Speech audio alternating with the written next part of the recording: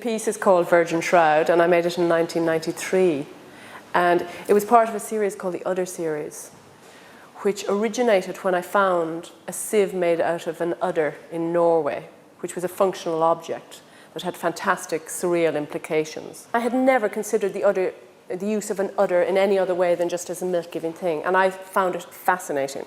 And I returned to Ireland and sourced cow skins, including the udder, and started making this series called the Udder series. So I made this structure actually out of an old wheelie clothes rack, and I wanted to locate the udder where the head is implied. And so the teeth here of the udder are now positioned on the head as opposed to between the legs. And the silk lining actually comes from the wedding train of my grandmother, who got married in 1914 in London. And she gave me the silk when I was about 14 and said, go and make a blouse from this. And I kept it in my studio for years and combined the train with the skin.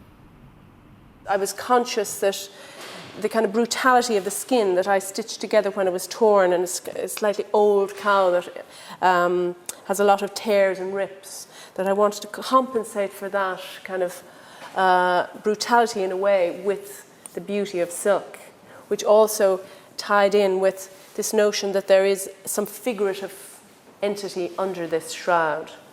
Her head is made of plaster, but it doesn't really matter what she's made of. But and she's kind of shrouded from the front, so there's no anatomy, there's no human anatomy, really.